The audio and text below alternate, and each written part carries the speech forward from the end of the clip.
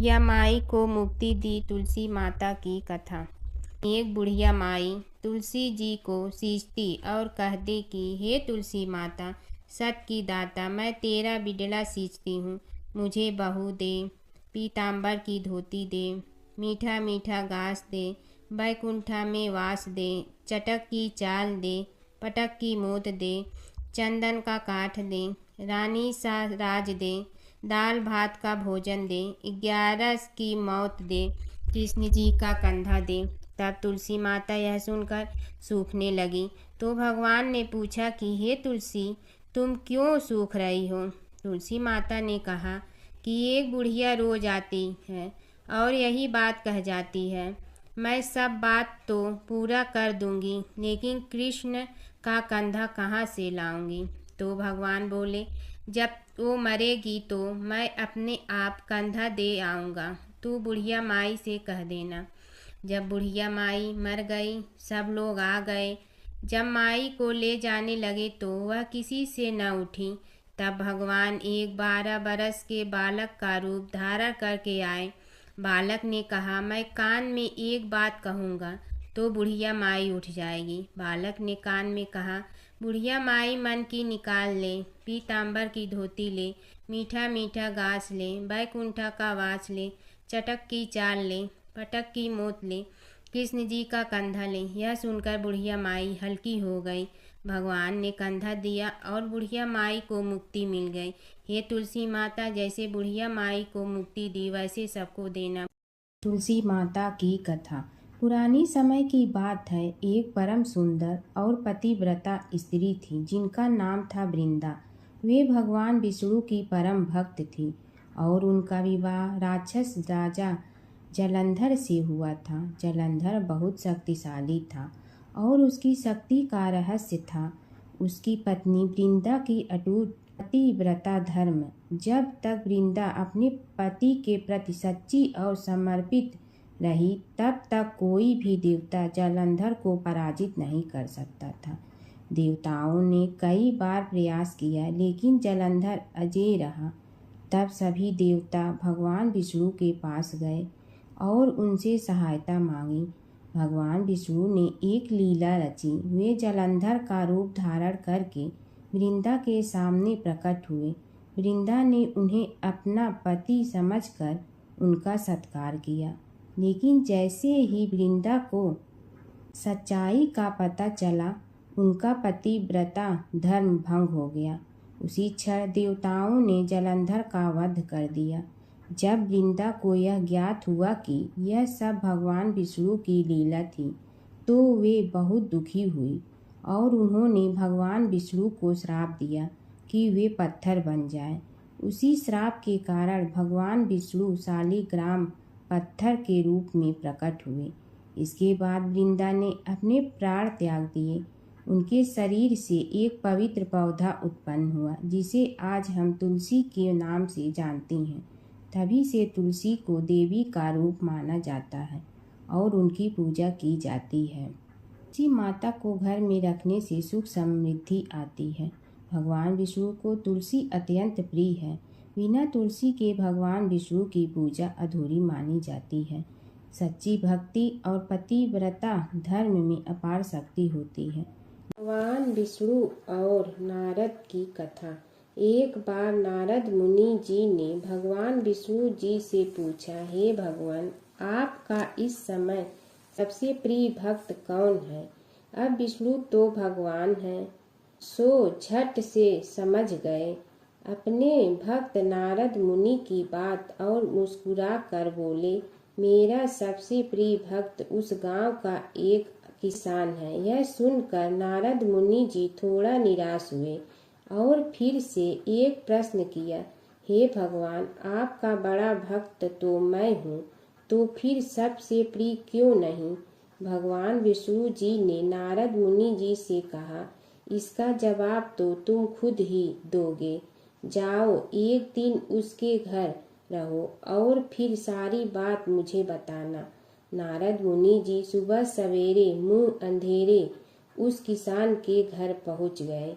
देखा अभी अभी किसान जगा है और उसने अब सबसे पहले अपने जानवरों को चारा देता, फिर मुंह धोता, दैनिक कार्यों से निवृत्त होता, जल्दी जल्दी भगवान का नाम लिया, रूखी सूखी रोटी खाकर जल्दी जल्दी अपने खेतों पर चला गया। सारा दिन खेतों में काम किया और शाम को वापस घर आया। जानवरों को अपनी जगह बांधा, उन्हें चारा पानी डाला, हाथ धोया, मुंह धोया, फिर थोड़ी देर भगवान का नाम लिया, फिर परिवार के संग बैठकर खाना खाया और कुछ बातें की और फिर से सो गया।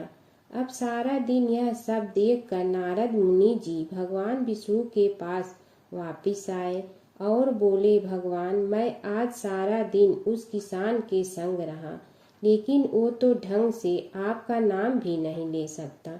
उसने थोड़ी देर सुबह, थोड़ी देर शाम को और भी जल्दी जल्दी आपका ध्यान किया, और मैं तो 24 घंटे सिर्फ आपका ही नाम जपता हूँ। क्या आपका सबसे प्रिय भक्त वो गरीब किसान ही है? भगवान विष्णु जी ने नारद की बात सुनकर कहा, अब इसका जवाब भी तुम मुझे खुद ही देना। और भगवान विष्णु जी ने एक कलश अमृत से भरा नारद मुनि को थमाया और बोले, इस कलश को लेकर तुम तीनों लोकों की परिक्रमा कर के आओ, लेकिन ध्यान रहे अगर एक बूंद भी अमृत नीचे गिरा तो तुम्हारी सारी भक्ति और गुण नष्ट हो जाएगी। नारद मुनि तीनों लोकों की परिक्रमा करके जब भगवान विष्णु के पास वापस आए तो खुश होकर बोले, भगवान, मैंने एक बूंद भी अमृत नीचे नहीं गिरने दिया। विष्णु भगवान ने पूछा, और इस दौरान तुमने मेरा नाम कितना बार लिया, मेरा स्मरण कितनी बार किया? तो नारद बोले, अरे भगवान जी, मेरा तो सारा ध्यान इस अमृत पर था, फिर आपका ध्यान कैसे करता? भगवान विष्णु ने कहा, हे नारद, देखो उस किसान को, वो अपना कर्म करते हुए भी नियमित रूप से मेरा स्मरण करता है, क्योंकि जो अपना कर्म करते हुए भी मेरा जाप करे वो ही मेरा सबसे प्रिय भक्त है। तुम तो सारे दिन खाली बैठे ही जप करते हो, और जब तुम्हें कर्म दिया तो मेरे लिए तुम्हारे पास समय ही नहीं था। तो नारद मुनि सब समझ गए और भगवान के चरण पकड़ कर बोले, हे भगवान, आपने मेरा अहंकार तोड़ दिया, आप धन्य हैं। प्राचीन काल की बात है। एक नगर में धर्मपाल नाम का एक निर्धन किंतु अत्यंत धर्मनिष्ठ व्यक्ति रहता था। वह न तो अधिक पूजा पाठ जानता था और न ही उसके पास धन था, परंतु उसके हृदय में भगवान विष्णु के प्रति अपार श्रद्धा थी। प्रतिदिन प्रातः स्नान कर भगवान विष्णु का स्मरण करता और तुलसी दल अर्पित करता, तब भी वह हरि नाम का जाप करता रहता। एक दिन किसी कारणवश वह पूजा न कर सका। मन में ग्लानि हुई और रात को उसने भगवान विष्णु से क्षमा याचना की। उसी रात उसे स्वप्न में विष्णु ने दर्शन दिए और कहा, हे भक्त, जो भी व्यक्ति श्रद्धा से मेरा स्मरण करता है, मैं उसके सभी पाप हर लेता हूँ।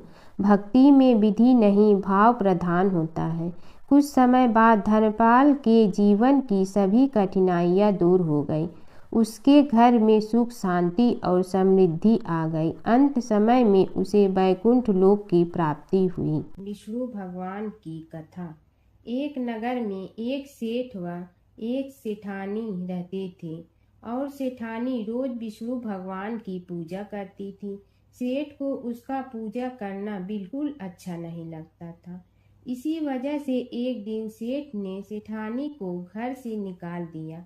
घर से निकलने पर वह जंगल की ओर गई तो देखा 4 आदमी मिट्टी खोदने का काम कर रहे थे। उसने कहा कि मुझे नौकरी पर रख लो। उन्होंने उसे रख लिया, लेकिन मिट्टी खोदने से सेठानी के हाथों में छाले पड़ गए और उसके बाल भी उड़ गए। वह आदमी कहते हैं कि बहन, लगता है तुम किसी अच्छे घर की महिला हो, तुम्हें काम करने की आदत नहीं है, तुम ये काम रहने दो और हमारे घर का काम कर लिया करो। वह चारों आदमी उसे अपने साथ घर ले गए और वह 4 मुट्ठी अनाज लाते और सभी बांट कर खा लेते। एक दिन सेठानी ने कहा कि कल से 8 मुट्ठी अनाज लाना। अगले दिन वह 8 मुट्ठी अनाज लाए और सेठानी पड़ोसन से आग मांग लाई। उसने भोजन बनाया, विष्णु भगवान को भोग लगाया, फिर सभी को खाने को दिया। सारे भाई बोले कि बहन, आज तो भोजन बहुत स्वादिष्ट बना है।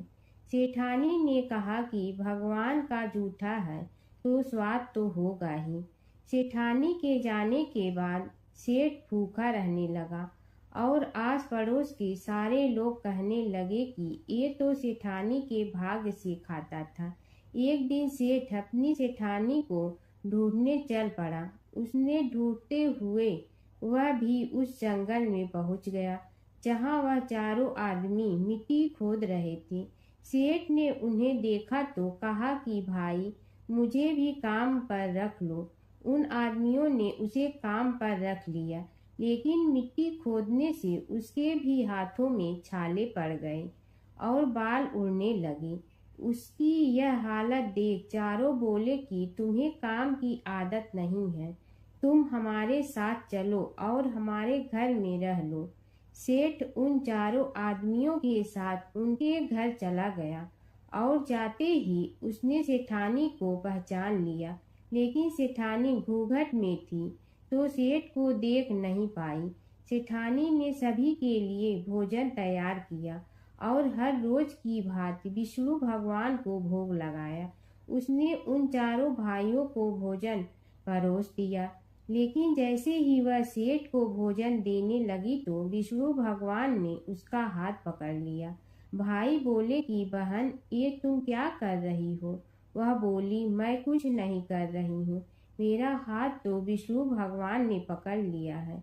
भाई बोले, हमें भी विष्णु भगवान के दर्शन कराओ। उसने भगवान से प्रार्थना की तो विष्णु जी प्रकट हो गए। सभी ने दर्शन किए। सेठ ने सेठानी से क्षमा मांगी और सेठानी को साथ चलने को कहा। भाइयों ने अपनी बहन को बहुत सा धन देकर विदा किया।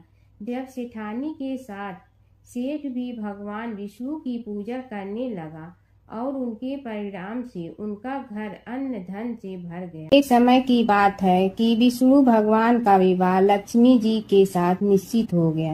विवाह की तैयारी होने लगी। सभी देवताओं को निमंत्रण भेजे गए, परंतु गणेश जी को निमंत्रण नहीं दिया। कारण जो भी रहा हो, अब भगवान विष्णु की बारात जाने का समय आ गया। सभी देवता अपनी पत्नियों के साथ विवाह समारोह में आए। उन सब ने देखा कि गणेश जी कहीं दिखाई नहीं दे रहे हैं।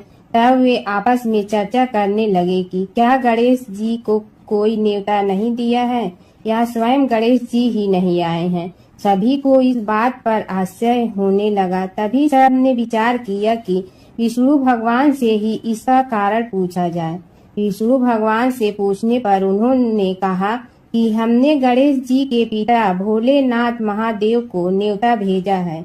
यदि गणेश जी अपने पिता के साथ आना चाहते हैं तो आ जाते, अलग से न्योता देने की कोई आवश्यकता भी नहीं थी। दूसरी बात यह है कि उनको 1.25 मन मूंग, 1.25 मन चावल, 1.25 मन घी और 1.25 मन लड्डू का भोजन दिन भर में चाहिए।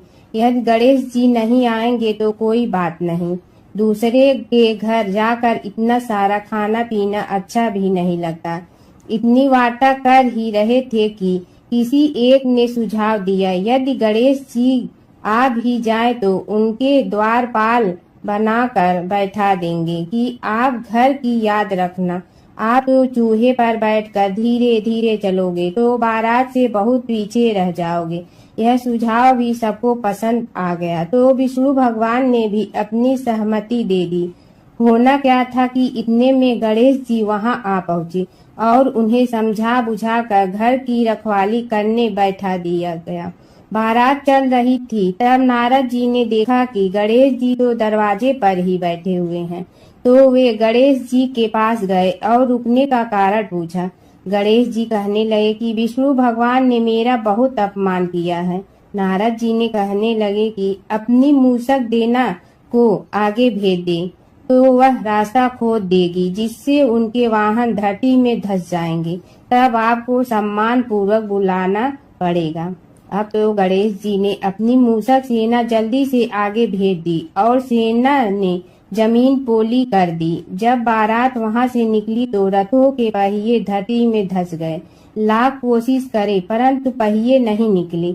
सभी ने अपने अपने उपाय किए परंतु पहिए तो नहीं निकले, बल्कि जगह जगह से टूट गए। किसी की समझ में नहीं आ रहा था कि अब क्या किया जाए। तब तो नारद जी ने कहा, आप लोगों ने गणेश जी का अपमान करके अच्छा नहीं किया। यदि उन्हें मना कर लाया जाए तो आपका कार्य सिद्ध हो सकता है और यह संकट टल सकता है। शंकर भगवान ने अपने दूत नंदी को भेजा और वे गणेश जी को लेकर आए। गणेश जी का आदर सम्मान के साथ पूजन किया। तब कहीं रथ के पहिए निकले। अब रथ के पहिए निकल के परंतु टूट फूट गए तो उन्हें सुधारे गए। पास के खेत में खाती काम कर रहा था, उसे बुलाया गया। खाती अपना कार्य करने के पहले श्री गणेशाय नमः कहकर गणेश जी की वंदना मन ही मन करने लगा। देखते ही देखते खाती ने सभी पहियों को ठीक कर दिया। तब खाती कहने लगा कि हे देवताओं, आपने सर्वप्रथम गणेश जी को नहीं मनाया होगा और न ही उनकी पूजन की होगी, इसीलिए तो आपके साथ यह संकट आया है। हम तो मूर्ख अज्ञानी हैं, फिर भी पहले गणेश जी को पूजते हैं, उनका ध्यान करते हैं। आप लोग तो देवतागण हैं, फिर भी आप गणेश जी को कैसे भूल गए। अब आप लोग भगवान श्री गणेश जी की जय बोल कर जाएं तो आपके सब काम बन जाएंगे और संकट कट जाएंगे। ऐसा कहते हुए बारात वहां से चल दी और विष्णु भगवान को लक्ष्मी जी के साथ विवाह संपन्न करा के सभी सकुशल घर लौट आए। हे गणेश जी महाराज, आपने विष्णु को जैसे कारज सारियो ऐसे कारज सबको सिद्ध कर जो। बोलो गजानन भगवान की जय। पुरुषोत्तम मास की कथा। प्राचीन समय की बात है। देवताओं और ऋषियों ने भगवान विष्णु से पूछा, हे प्रभु, यह पुरुषोत्तम मास क्या है और इसका इतना महत्व क्यों माना जाता है। तब भगवान विष्णु बोले, सभी महीनों में एक अतिरिक्त मास आता है जिसे लोग मलमास कहकर तुच्छ समझते थे। उस मास का कोई स्वामी नहीं था, इसलिए वह बहुत दुखी रहता था। अपमान सहते सहते वह भगवान विष्णु के पास पहुंचा और रो कर बोला, हे प्रभु, सब लोग मेरा तिरस्कार करते हैं, मेरा कोई सम्मान नहीं करता है। भगवान विष्णु को उस मास पर दया आ गई। उन्होंने कहा, आज से मैं स्वयं तुम्हारा स्वामी हूँ। मेरा नाम पुरुषोत्तम है, इसलिए अब तुम्हें पुरुषोत्तम मास कहा जाएगा। जो मनुष्य इस मास में स्नान, दान, व्रत, कथा और भगवान का भजन करेगा, उसे अनेक यज्ञों के समान पुण्य मिलेगा।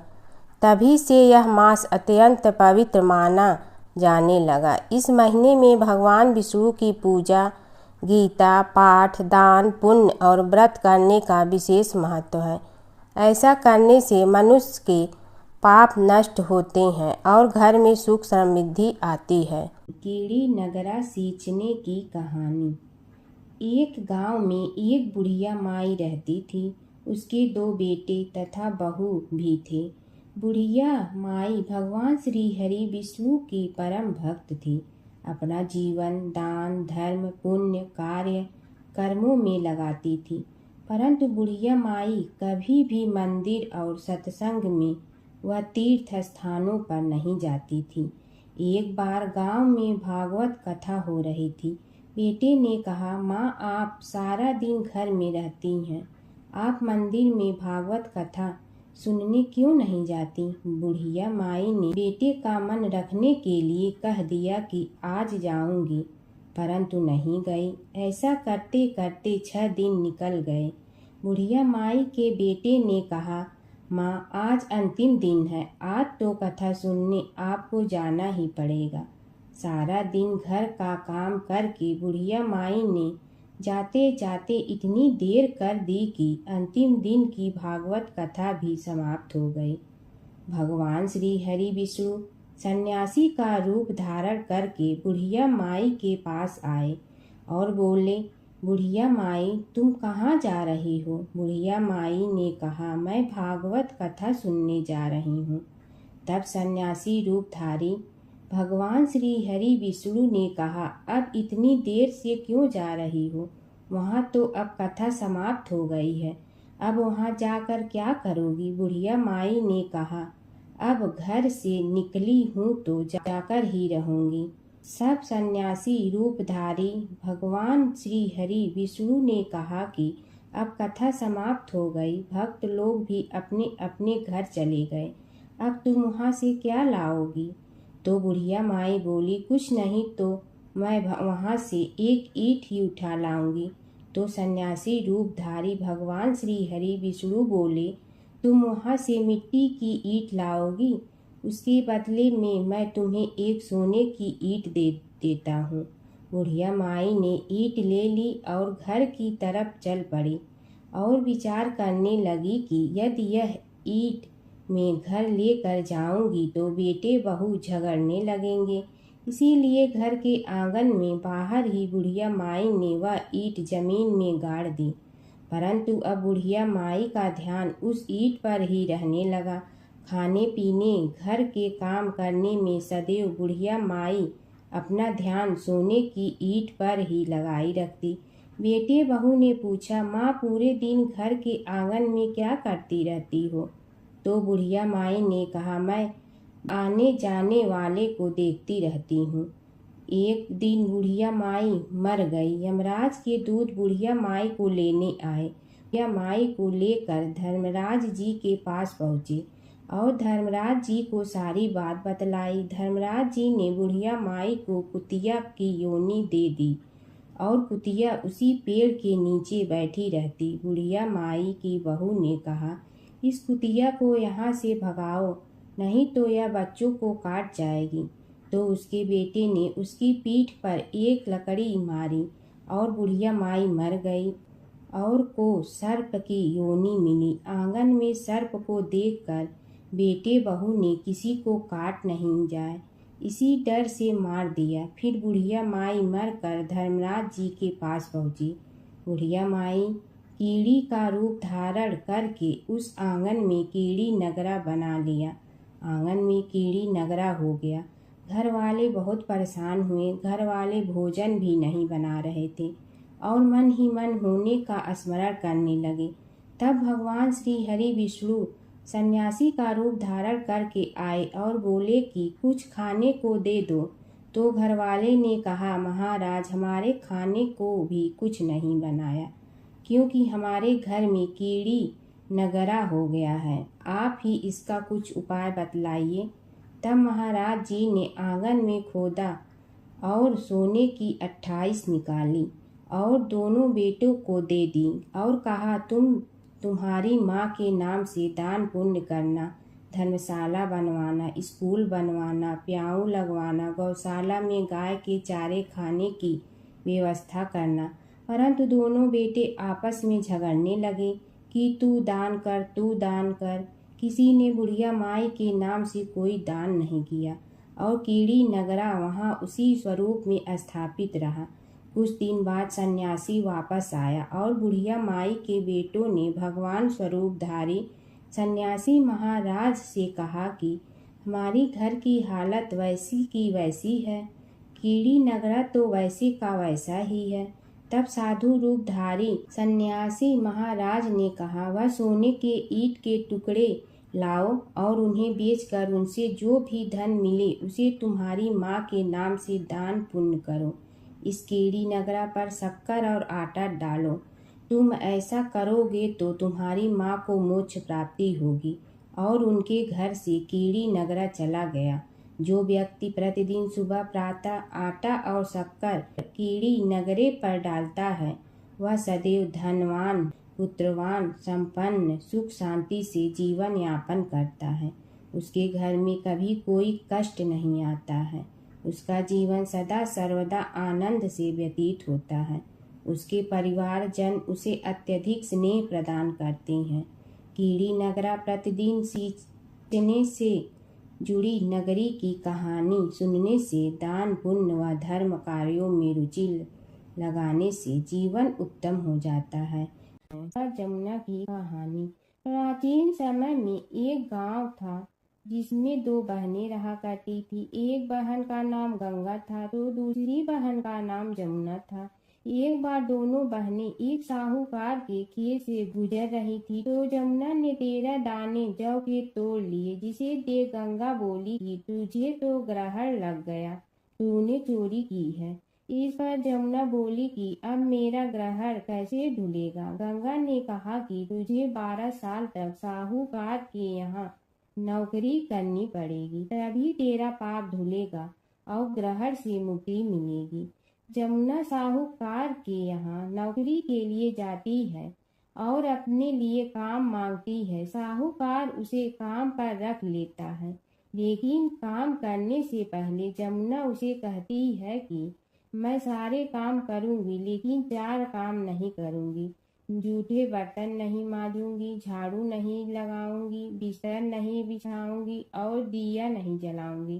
12 साल के बाद कुंभ का मेला लगा तो साहूकारनी भी कुंभ नहाने जाने लगी। जमुना ने उसे जाते देख कहा कि कुंभ के मेले में मेरी बहन गंगा मिलेगी तो उसे यह सोने का टक्का दे देना, इससे वह अपने हाथों में सुंदर चूड़ियां पहन लेगी। साहूकारनी ने कुंभ के मेले में गंगा को वह सोने का टका दे दिया। गंगा ने उनसे वह टका लेते हुए कहा कि मेरी बहन को कहना कि उसके 12 वर्ष पूरे हो गए हैं, अब वह वहां वापिस आ जा। साहूकार व साहूकारनी वापिस घर आए तब जमुना मटके में पानी भर रही थी। दोनों जमुना से बोले कि हमने सोने का वह टका तेरी बहन गंगा को दे दिया था और उसने कहा है कि तेरे 12 वर्ष पूरे हो गए हैं, इसलिए अब तुम वापिस जाओ। यह समाचार सुनते ही जमुना सहस्त्र धारा में बदल गई और बहने लगी। जमुना जी का यह रूप देखकर साहूकार और साहूकारनी परेशान हो गई थी। हमारे घर में जमुना माता ने काम किया, हमें तो अब ग्रहण लग गया है, हम यह ग्रहण कैसे उतारेंगे। जमुना भागकर गंगा माता के पास चली गई। गंगा ने जमुना से पूछा कि तुम साहूकारनी से कुछ कहकर आई हो या ऐसे ही बिना बताए आ गई।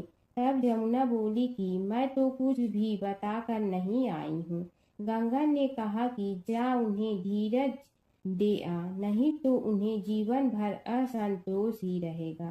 गंगा के कहने पर जमुना माता ने साहूकारनी को सपने में दर्शन दिए और कहा कि तुम दोनों उल्टे माथे क्यों पड़े हो, जाओ उठकर खाओ पियो। तब दोनों बोले कि हम कैसे उठें, हमें तो ग्रहण लगा है, क्योंकि हमने उल्टे सीधे और पता नहीं कितने नीच कार्य आपसे कराए हैं। तब जमुना जी बोली कि तुम्हें ग्रहण नहीं लगा है, ग्रहण तो मुझे लगा था कि मैंने तुम्हारे खेत से 13 दाने जौ के चुराए थे। मैं तो अपना ग्रहण उतारने तुम्हारे घर आई थी। मेरा ग्रहण तुम्हारे घर में 12 वर्ष तक रहने से उतर गया है और मेरी मुक्ति हो गई है। जमुना जी ने कहा कि तुम्हें कोई ग्रहण नहीं लगा है, उल्टे मेरे 12 वर्ष तक यहाँ रहने से तुम्हारी भी मुक्ति हो गई है। यह कहकर जमुना जी स्वप्न से चली गई। दोनों उठकर देखते हैं कि उनके घर में पहले से भी अधिक धन हो गया है। हे जमुना माता, जैसे आपने साहूकार व साहूकारनी की मुक्ति कराई, वैसे ही आप अपने सभी भक्तों की करना। बसेरे की कहानी। किसी गांव में एक भाट व एक जाट रहता था। दोनों में घनिष्ठ मित्रता थी। एक बार जाट अपनी बहन के घर जाने को तैयार हुआ तो भाट अपनी ससुराल जाने को तैयार हुआ। दोनों साथ चल पड़े तो रास्ते में रुककर एक कुएं की मुंडेर पर बैठ गए।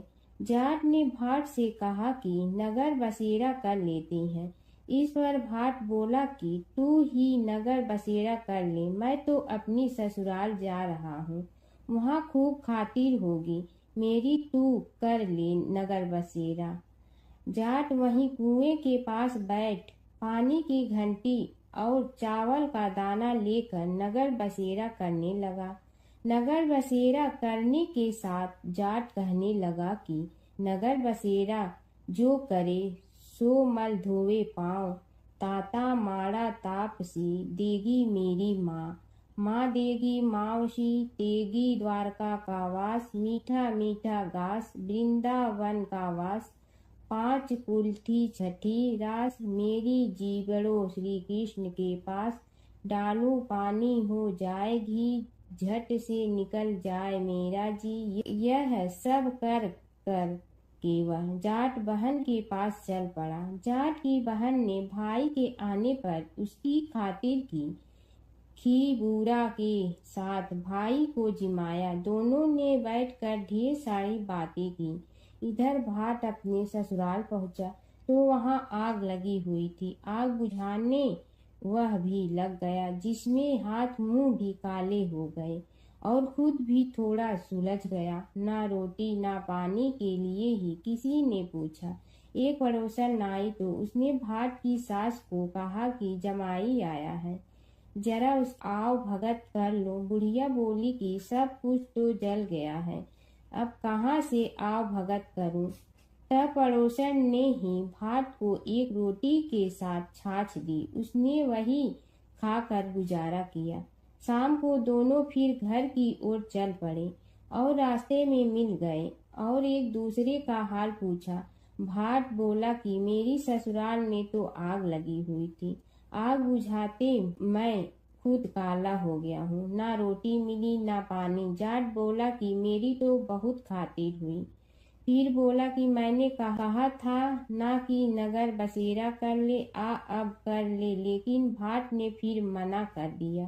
कहने लगा कि चाहे रोटी दे या न दे, तेरी तो माँ है, दही चूरमा का पेड़ा धरा पाएगा। भाट ने फिर नगर बसेरा नहीं किया, जाट ने कर लिया। नगर बसेरा जो करे सो मल धोवे पाँव, ताता माड़ा तापसी देगी मेरी माँ, माँ देगी मावशी देगी द्वारका का वास, मीठा मीठा घास वृंदावन का वास, 5 कुल्ठी छठी रास मेरा जीवड़ो श्री कृष्ण के पास, डालू पानी हो जाए घी झट से निकल जाए मेरा जी। करके वह चल पड़ा। घर पहुँचते ही जाट की मावशी ने बहुत लाड प्यार किया। उधर भाट घर गया तो उसकी भैंस खो गई थी। बाप एक लाठी रखे तो दूसरी उठाए और कहने लगा कि ससुराल गया तो आग लगा दी, अब यहाँ आया तो भैंस खो दी। बाप ने कहा कि पहले भैंस लेकर आ, तभी रोटी पानी मिलेगा। सारा दिन भाट भैंस ढूंढता रहा, लेकिन उसे भैंस नहीं मिली। जाट और भाट की मुलाकात फिर से बाजार में हो गई। जाट ने भाट के हाल चाल पूछे तो भाट बोला कि आते ही भैंस खो गई, बस उसी दिन से भैंस ढूंढ रहा हूँ। रोटियां का तो पूछो ही मत। जाट ने कहा कि मैंने तो पहले ही कहा था कि नगर बसेरा कर ले। जाट की बात सुनकर भाट बोला कि तेरे नगर बसेरे में इतनी ताकत है तो चल अब कर लेते हैं। दोनों ने बैठकर नगर बसेरा किया। नगर बसेरा जो करे सो मल धोवे पाँव, ताता माड़ा तापसी देगी मेरी माँ, माँ देगी मावशी देगी द्वारका का वास, मीठा मीठा घास वृंदावन का वास, 5 कुल्ठी छठी रास मेरा जीवड़ो श्री कृष्ण के पास, डालू पानी हो जाए घी झट से निकल जाए मेरा जी। दोनों के नगर बसेरा करने पर भाट जैसे ही आगे बढ़ा तो उसकी खोई भैंस मिल गई, जिसे लेकर घर पहुंचा। घर पहुंचते ही माँ ने कहा कि लड़के को आते ही घर से निकाल दिया, सारे दिन से ये भूखा प्यासा भटक रहा है। यह कहकर उसकी माँ ने उसको खूब खिलाया पिलाया। इस घटना के बाद सारे नगर में ढिंढोरा पिटवा गया कि कब कोई अपने पीहर या सास से आते जाते नगर बसेरा करें। जैसे भाट को नगर बसेरा करने का फल मिला, वैसे ही हर किसी को मिलेगी है। माता सीता की कथा। यह कहानी सीता माता कहती थी और श्री राम इसे सुना करते थे। एक दिन श्री राम भगवान को किसी काम के लिए बाहर जाना पड़ा, तो सीता माता कहने लगी कि भगवान, मेरा तो 12 वर्ष का नित्य नियम है। अब आप बाहर जाएंगे तो मैं अपनी कहानी किसे सुनाऊंगी। श्री राम ने कहा कि तुम कुएं की पाल पर जाकर बैठ जाना और वहां जो औरतें पानी भरने आएंगी उन्हें अपनी कहानी सुना देना। सीता माता कुएं की पाल पर जाकर बैठ जाती हैं। एक स्त्री आई, उसने रेशम की जड़ी की साड़ी पहन रखी थी और सोने का घड़ा ले रखा था। सीता माता उसे देख कहती हैं कि बहन, मेरा 12 वर्ष का नित्य सुन लो। पर वह स्त्री बोली कि मैं तुम्हारा नित्य सुनूंगी तो मुझे घर जाने में देरी हो जाएगी और मेरी सास मुझसे लड़ेंगी। उसने कहानी नहीं सुनी और चली गई। उसकी रेशम जड़ी की साड़ी फट गई, सोने का घड़ा मिट्टी के घड़े में बदल गया। सास ने देखा तो पूछा कि ये किसका दोष अपने सिर लेकर आ गई है। बहू ने कहा कि कुएं पर एक औरत बैठी थी, उसने कहानी सुनने के लिए कहा, लेकिन मैंने सुनी नहीं, जिसका यह फल मिला है। बहू की बात सुनकर अगले दिन वही साड़ी और घड़ा लेकर सास कुएं की पाल पर गई। सास को वहीं माता सीता बैठी मिली, तो माता सीता ने कहा कि बहन, मेरी कहानी सुन लीजिए। सास बोली कि एक बार छोड़, मैं तो 4 बार कहानी सुन लूंगी। राम आए, लक्ष्मण आए, देश के पुजारी आए, नित नेम का नेम लाए, आओ राम बैठो राम। तपी रसोई जियो राम, माखन मिश्री खाओ राम। दूध बतासा पियो राम, सूत के पलका मोठो राम। साल दुसाला पोठो राम, साल दुसाला ओढ़ो राम। जब बोलो जब राम ही राम, राम संवारे सबके काम। खाली घर भंडार भरेंगे, सबका बेड़ा पार करेंगे। श्री राम जय राम जय जय राम। सास बोली कि बहन, कहानी तो बहुत अच्छी लगी। कहानी सुनकर सास घर चली गई और उसकी साड़ी फिर से रेशम जड़ी की बन गई। मिट्टी का घड़ा फिर सोने के घड़े में बदल गया। बहू कहने लगी, सासू माँ, आपने ये सब कैसे किया। सास ने कहा कि बहू, तू दोष लगा के आई थी और मैं अब दोष उतार कर आ रही हूँ। बहू ने फिर पूछा कि वह कुएं वाली स्त्री कौन है। सास बोली कि वे सीता माता थीं। वे पुराने से नया कर देती हैं, खाली घर में भंडार भर देती हैं। वह लक्ष्मी जी का वास घर में कर देती हैं। आदमी की जो भी इच्छा हो उसे पूरा कर देती हैं। बहू बोली कि ऐसी कहानी मुझे भी सुना दो। सास बोली कि ठीक है, तुम भी सुनो। और सास ने कहानी शुरू की। राम आए, लक्ष्मण आए, देश के पुजारी आए, नित नेम का नेम लाए, आओ राम बैठो राम। तपी रसोई जियो राम, माखन मिश्री खाओ राम। दूध बतासा पियो राम, सूत के पलका मोठो राम। साल दुसाला पोठो राम, साल दुसाला ओढ़ो राम। जब बोलो जब राम ही राम, राम संवारे सबके काम। खाली घर भंडार भरेंगे, सबका बेड़ा पार करें। श्री राम जय जय राम। कहानी सुनकर बहू बोली कि कहानी तो बहुत अच्छी है। सास ने कहा कि ठीक है, इस कहानी को रोज कहा करेंगे। अब सास बहू रोज सवेरे उठती, नहाती धोती और पूजा करने के बाद नित्य की सीता की कहानी कहती। एक दिन उनके यहाँ एक पड़ोस की औरत आई और बोली कि बहन, जरा सी आँच दे ना। तो वह बोली कि आज तो अभी हमने जलाई ही नहीं। पड़ोसन ने कहा कि तुम सुबह 4 बजे से उठकर क्या कर रही हो। फिर उन्होंने कहा कि सुबह उठकर हम पूजा करते हैं, फिर सीता माता की नित्य नेम की कहानी कहते हैं। पड़ोसन ने उसकी बात सुनकर फिर कहा कि सीता माता की कहानी कहने से तुम्हें क्या मिलता है? वे बोली कि इनकी कहानी कहने से घर में भंडार भर जाते हैं, सारे काम सिद्ध होते हैं, मन की इच्छा भी पूरी हो जाती है। पड़ोसन कहती है कि बहन, ऐसी कहानी तो मुझे भी सुना दो। फिर वह बोली कि ठीक है, तुम भी यह कहानी सुन लो। राम आए लक्ष्मण आए, देश के पुजारी आए, नित नेम का नेम लाए, आओ राम बैठो राम। सारी कहानी सुनने के बाद पड़ोसन कहने लगी, बहन कहानी तो मुझे बहुत अच्छी लगी।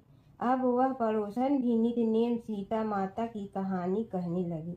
कहानी कहने से सीता माता ने पड़ोसन के भी भंडार भर दिए। अब तो पूरे मोहल्ले में नित नेम की कथा चल पड़ी। हर किसी की मनोकामना पूरी होने लगी। हे सीता माता, जैसे आपने उनके भंडार भरे, वैसे ही आप हमारे भी भंडार भरना, सबकी भरना, कहानी सुनने वाले के भी और कहानी कहने वाले के भी। प्राचीन काल की बात है। नैमिषारण्य क्षेत्र में ऋषि, महर्षि और साधु संतों का समाज जुड़ा था। उसमें श्री सूत जी भी विद्यमान थे। शौनक जी ने उनकी सेवा में उपस्थित होकर निवेदन किया कि हे अज्ञान रूप घोर तिमिर को नष्ट करने में करोड़ों सूर्यों के समान प्रकाशमान श्री सूत जी हमारे कानों के लिए अमृत के समान जीवन प्रदान करने वाले कथा तत्व का वर्णन कीजिए। हे सूत जी, हमारे हृदयों में ज्ञान के प्रकाश की वृद्धि तथा भक्ति, वैराग्य और विवेक की उत्पत्ति जिस कथा से हो सकती हो, वह हमारे प्रति कहने की कृपा कीजिए। शौनक जी की जिज्ञासा से सूत जी बड़े प्रसन्न हुए। पुरातन इतिहासों के स्मरण से उनका शरीर पुलकायमान हो रहा था। वे कुछ देर उसी स्थिति में विराजमान रहकर कुछ विचार करते रहे और अंत में बोले, शौनक जी, इस विषय में आपके चित्त में बड़ी जिज्ञासा है। आप धन्य हैं जो सदैव ज्ञान की प्राप्ति में तत्पर रहते हुए विभिन्न पुराण कथाओं की जिज्ञासा रखते हैं। आज मैं आपको ज्ञान के परम स्रोत रूप श्री गणेश जी का जन्म कर्म रूप चरित्र सुनाऊंगा। गणेश जी से ही सभी ज्ञानों, सभी विद्याओं का उद्भव हुआ है। अब आप सावधान चित्त से विराजमान हो। श्री गणेश जी के ध्यान और नमस्कार पूर्वक उनका चरित्र श्रवण करें। नमस्तस्मै गणेशाय ब्रह्मा विद्या प्रदायिनी यनागस्त्यसमः साक्षात विघ्न सागर सोसड़े। कैसे हैं वे श्री गणेश जो सभी प्रकार की ब्रह्म विद्याओं को प्रदान करने वाले, अर्थात ब्रह्मा के सगुण और निर्गुण स्वरूप पर प्रकाश डालने और जीव ब्रह्मा का अभेद प्रतिपादन करने वाली विद्याओं के दाता हैं। वे विघ्नों के समुद्रों को महर्षि अगस्त्य के समान शोषण करने में समर्थ हैं। इसलिए उनका नाम विघ्न सागर शोषक के नाम से प्रसिद्ध है। मैं उन भगवान श्री गणेश जी को नमस्कार करता हूँ। प्रथम पूजा के अधिकारी श्री गणेश जी, यह कहकर सूत जी कुछ समय के लिए मौन हो गए और फिर बोले, शौनक जी, भगवान गणेश जी ही सर्वप्रथम पूजा प्राप्ति के अधिकारी हैं। किसी भी देवता की पूजा करो, पहले उनकी पूजा करो। शौनक जी ने निवेदन किया, हे भगवान, हे सूत, सर्वप्रथम यह बताने की कृपा कीजिए कि गणेश जी को प्रथम पूजा का अधिकार किस प्रकार प्राप्त हुआ। इस विषय में मेरी बुद्धि मोह को प्राप्त हो रही है कि सृष्टि रचयिता ब्रह्मा जी, पालन करता भगवान नारायण और संहार करता शिव जी में से किसी को प्रथम पूजा का अधिकारी क्यों नहीं माना गया। यह त्रिदेव ही तो सबसे बड़ा देवता माने जाते हैं। सूत जी ने कहा, शौनक जी, यह भी एक रहस्य ही है।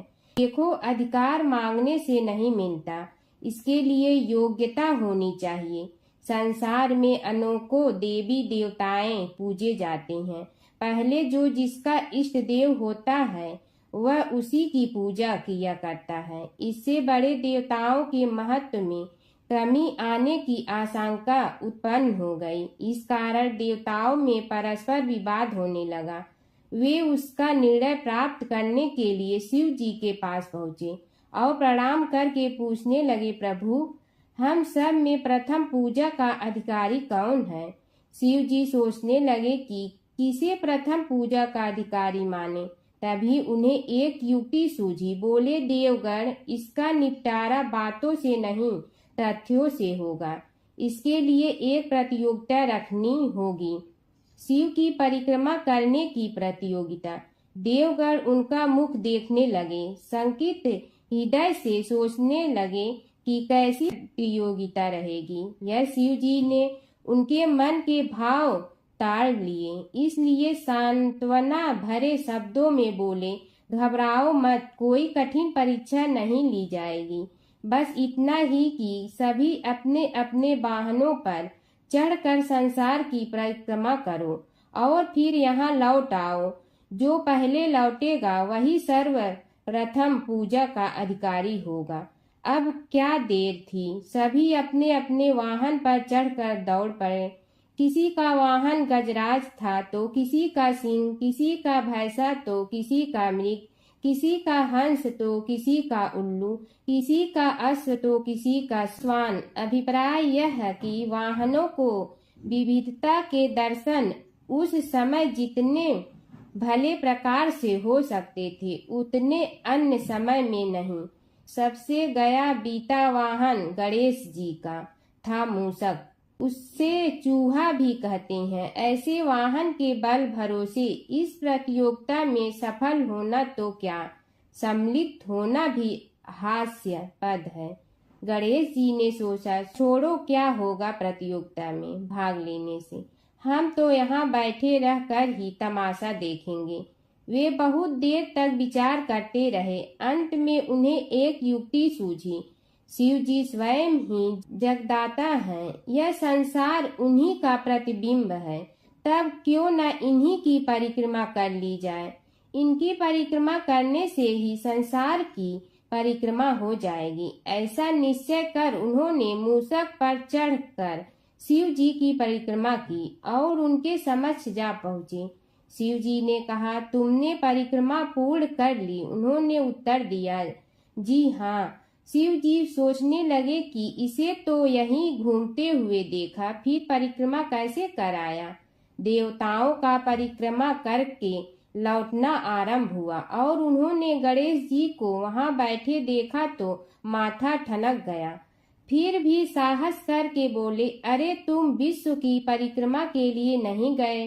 गणेश जी ने कहा, अरे मैं कब का यहाँ आ गया।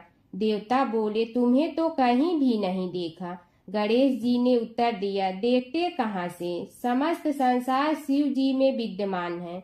इनकी परिक्रमा करने से ही संसार की परिक्रमा पूर्ण हो गई। सूत जी बोले, शौनक, इस प्रकार गणेश जी ने अपनी बुद्धि के बल पर ही विजय प्राप्त कर ली। उनका कथन सत्य था, इसलिए कोई विरोध करता भी तो कैसे। बस उसी दिन से गणेश जी की प्रथम पूजा होने लगी। एक बार एक नगर में एक मालिन रहती थी। उसके पति चल बसे थे। उसका एक 4 साल का पुत्र था। उसकी सास कठोर हृदय की स्त्री थी। वह बहू को बहुत तकलीफ देती थी। एक दिन सास ने बहू और पोते को घर से निकाल दिया। वे दोनों रोते हुए चलते चलते एक जंगल में जा पहुँचे। वहाँ एक बड़े पेड़ के नीचे बैठ गए। वहाँ से थोड़ी दूर पर एक गणेश जी का मंदिर था। वहाँ बहुत लोग गणेश जी के दर्शन करने आते थे। दर्शन करके गणेश जी को प्रसाद चढ़ाते थे। फिर वह प्रसाद सबको बांट देते थे। इस प्रसाद से माँ बेटे का गुजारा होने लगा। दोनों गणेश जी की पूजा पाठ में लग गए। एक दिन उन्होंने सोचा, क्यों न हम भी जंगल से फूल ला कर बेचें। वे रोज जंगल से फूल लाकर उसकी माला बनाकर बेचने लगे। साथ में पूजा की सामग्री और प्रसाद भी बेचने लगे। इससे उनको आमदनी होने लगी। गणेश जी की कृपा से आमदनी बढ़ने लगी। जल्दी ही उन्होंने एक मकान और एक दुकान बना लिया। एक राजा की लड़की मंदिर में रोज पूजा करने आती थी। मालिन के बेटे को देखकर राजकुमारी उस पर मोहित हो गई और उससे विवाह करने की सोचने लगी। उसने अपनी भाभी से अपने मन की बात कही। भाभी अनुभवी थी। उसने कहा, ये तो मालिन का बेटा है और तुम एक राजा की बेटी हो। यदि तुमने उससे विवाह किया तो तुम्हारी बहुत बेइज्जती होगी। पर राजकुमारी अपनी बात पर अड़ी रही। उसने कहा, मैंने तो प्रतिज्ञा कर ली है कि उसी से विवाह करूंगी। भाभी ने घर जाकर सारी बात राजा को बता दी। राजा ने मना नहीं किया और विवाह के लिए तैयार हो गए। उन्होंने बड़े धूमधाम से बेटी का विवाह मालिन के बेटे के साथ कर दिया। मालिन ने सबसे पहले बेटे बहू को गणेश जी के मंदिर में ले जाकर पूजा पाठ करवाया और गणेश जी का आशीर्वाद दिलवाया।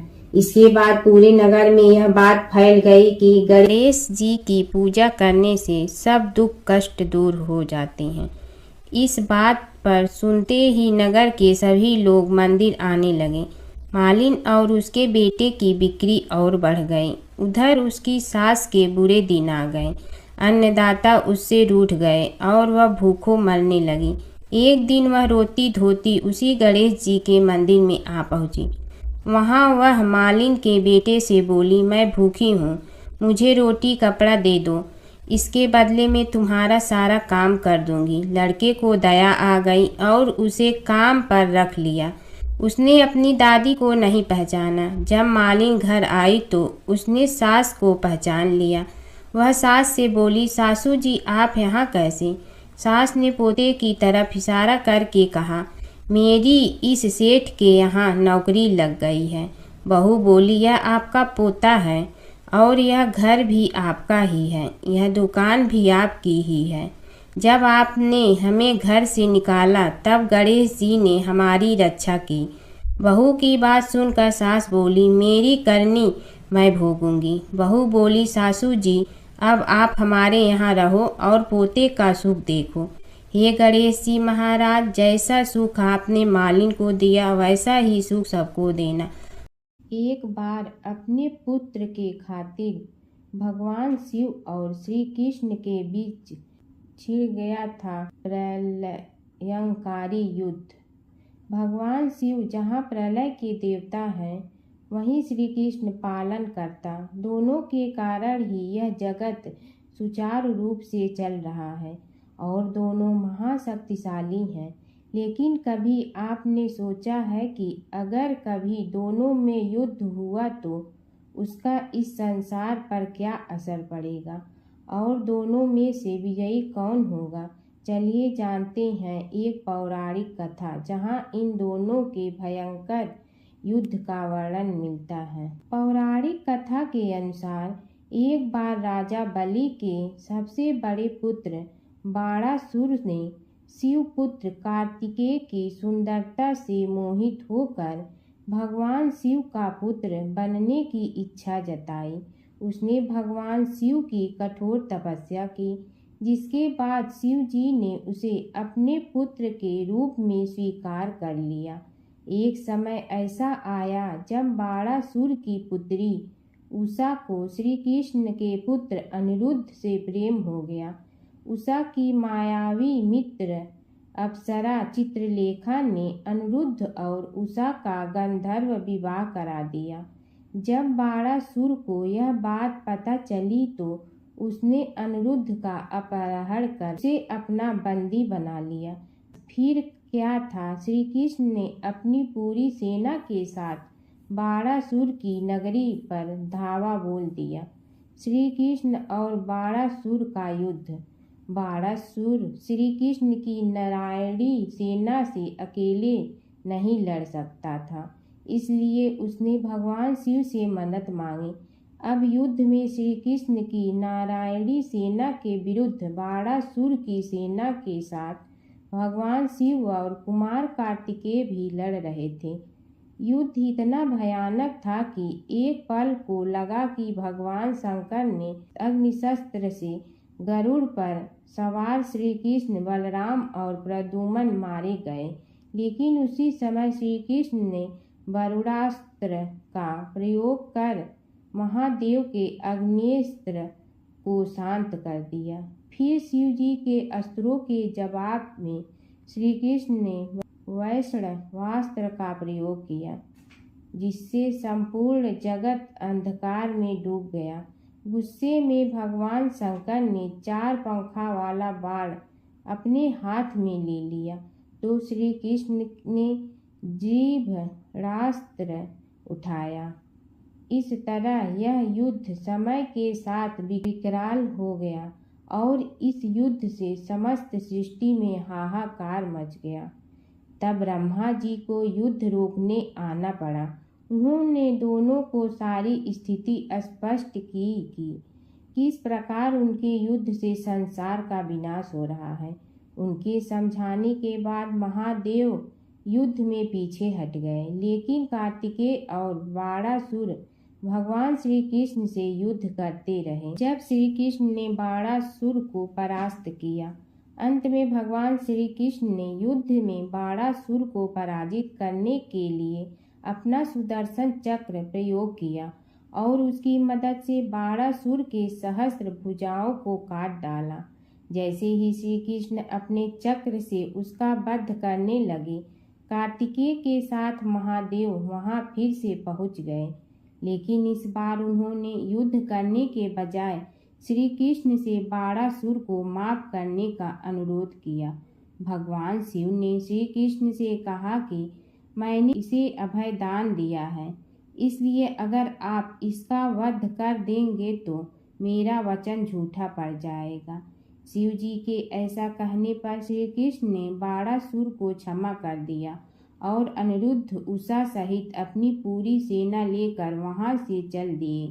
बाणासुर को आज भी अजर अमर माना जाता है और बाद में भगवान शिव के उसे अपने गढ़ों में शामिल कर लिया। एक समय की बात है, एक भाई बहन रहते थे। बहन का नियम था कि वह अपने भाई का चेहरा देखते ही खाना खाती थी।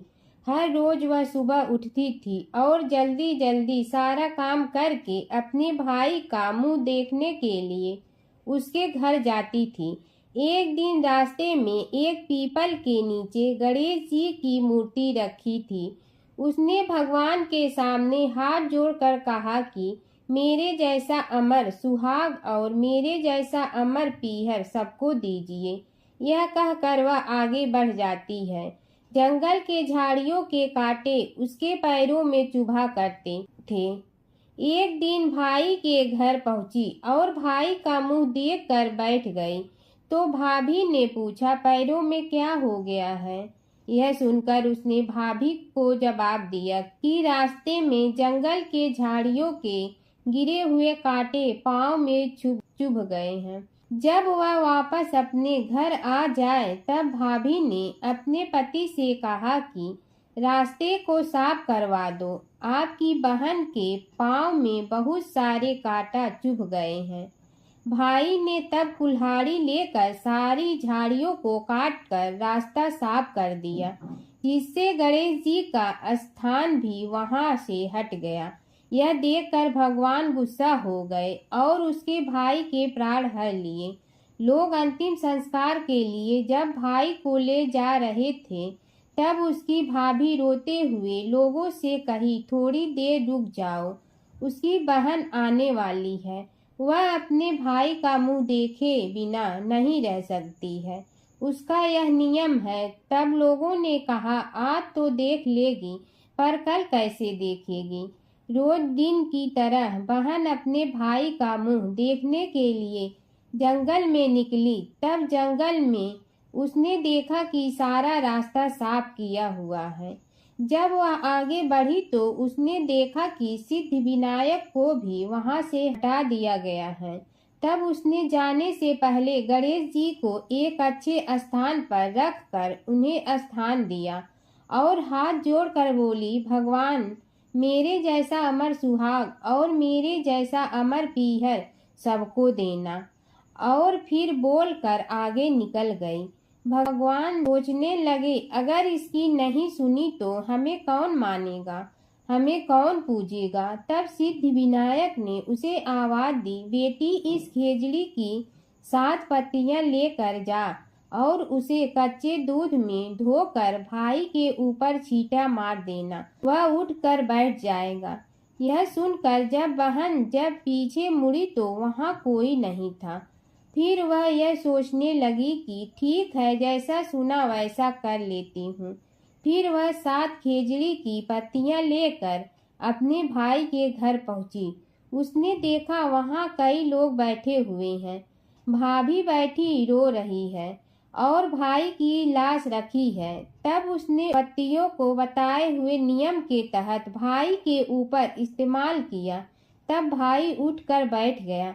भाई बोला बहन से, मुझे बहुत ही गहरी नींद आ गई थी। तब बहन बोली, यह नींद किसी दुश्मन को भी न आए, और उसने सारी बात अपने भाई को बता दी। भगवान शिव और कृष्ण जी की कथा हिंदू धर्म में महत्वपूर्ण स्थान रखती है।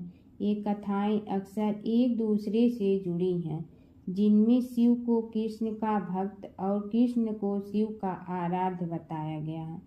पुराणों में शिव और कृष्ण के कई लीलाओं का वर्णन है।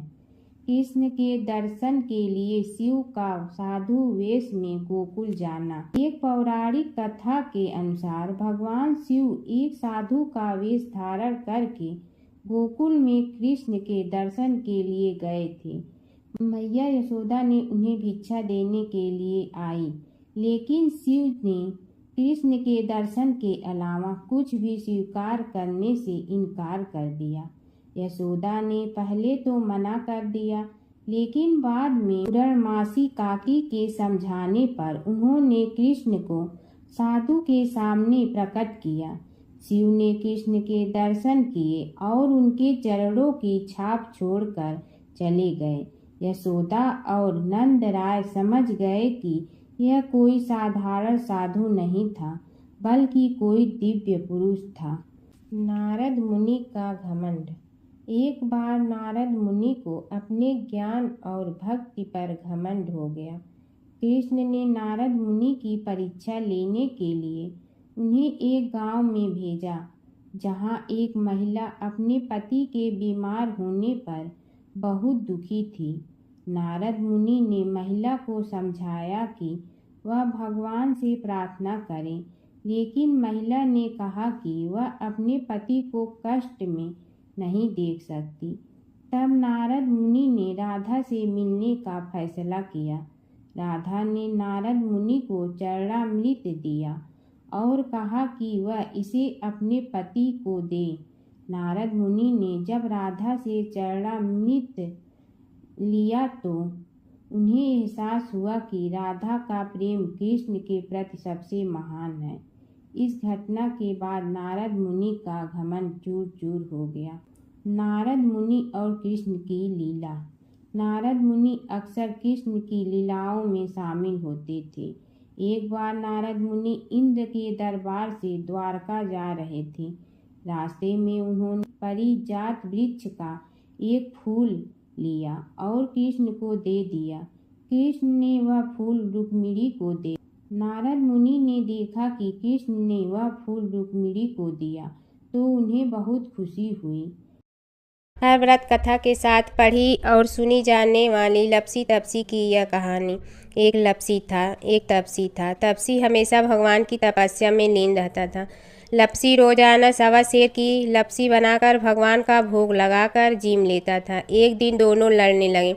तपसी बोला, मैं रोज़ भगवान की तपस्या करता हूँ, इसलिए मैं बड़ा हूँ। लपसी बोला, मैं रोज़ भगवान को 1.25 सेर लपसी का भोग लगाता हूँ, इसलिए मैं बड़ा हूँ। नारद जी वहाँ से गुजर रहे थे। दोनों को लड़ता देखकर उनसे पूछा कि तुम क्यों लड़ रहे हो। तपसी ने खुद के बड़ा होने का कारण बताया और लपसी ने अपना कारण बताया। नारद जी बोले, तुम्हारा फैसला मैं करूँगा। दूसरे दिन लपसी और तपसी नहाकर अपनी रोज़ की भक्ति करने आए तो नारद जी ने छुपकर 1.25 करोड़ की एक एक अंगूठी उन दोनों के आगे रख दी।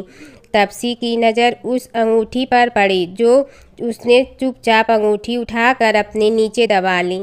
तब लपसी की नज़र अंगूठी पर पड़ी, लेकिन उसने ध्यान नहीं दिया। भगवान को भोग लगाकर लपसी खाना खाने लगा। नारद जी सामने आए तो दोनों ने पूछा कि कौन बड़ा, तो नारद जी ने तपसी से खड़ा होने को कहा। वो खड़ा हुआ तो उसने नीचे दबी अंगूठी दिखाई पड़ी। नारद जी ने लपसी से कहा, तपस्या करने के बाद भी तुम्हारी चोरी करने की आदत नहीं गई, इसलिए लपसी बड़ा है और तुम्हें तुम्हारी तपस्या का कोई फल भी नहीं मिलेगा। तपसी शर्मिंदा होकर माफ़ी मांगने लगा। उसने नारद जी से पूछा, मुझे मेरी तपस्या का फल कैसे मिलेगा? नारद जी ने कहा, यदि कोई गाय और कुत्ते की रोटी नहीं बनाएगा तो फल तुम्हें मिलेगा। यदि कोई ब्राह्मण को भोजन करवा कर दक्षिणा नहीं देगा तो फल तुम्हें मिलेगा। यदि कोई साड़ी के साथ ब्लाउज नहीं देगा तो फल तुझे मिलेगा। यदि कोई दिए से दिया जलाएगा तो फल तुम्हें मिलेगा। यदि कोई सारी कहानी सुने लेकिन तुम्हारी कहानी नहीं सुने तो फल तुझे मिलेगा। उसी दिन से हर व्रत कथा कहानी के साथ लपसी तपसी की कहानी भी सुनी और कही जाती है। ओम जय जगदीश हरे स्वामी जय जगदीश हरे, भक्त जनों के संकट क्षण में दूर करे। ओम जय जगदीश हरे, जो ध्यावे फल पावे, दुख बिन दे मन का, सुख संपत्ति घर आवे, कष्ट मिटे तन का। ओम जय जगदीश हरे, मात पिता तुम मेरे, शरण कहूँ किसकी, तुम विनय और न दूजा, आस करूँ जिसकी। ओम जय जगदीश हरे, तुम पूर्ण परमात्मा, तुम अंतर्यामी, पार ब्रह्म परमेश्वर, तुम सबके स्वामी। ओम जय जगदीश हरे, तुम बिंदा के सागर, तुम पालन करता, मैं मूर्ख कल काम, कृपा करो भरता। ओम जय जगदीश हरे, तुम हो ये कय गोचर, सबके प्राणपति, किस विधि मिलूं दया में, तुमको मैं कुमति। ओम जय जगदीश हरे, दीन बंधु दुख हरता, तुम रक्षक मेरे, अपने हाथ उठाओ द्वार पड़ा तेरे। ओम जय जगदीश हरे, विषय विकार मिटा, पाप हरो देवा, श्रद्धा भक्ति बढ़ाओ, संतन की सेवा। ओम जय जगदीश हरे, तन मन धन सब तेरा, स्वामी सब कुछ है तेरा, तेरा तुझको अर्पण क्या लागे मेरा। ओम जय जगदीश हरे, जय जगदीश हरे, स्वामी जय जगदीश हरे, भक्त जनों के संकट क्षण में दूर करे। ओम जय जगदीश हरे, स्वामी जय जगदीश हरे।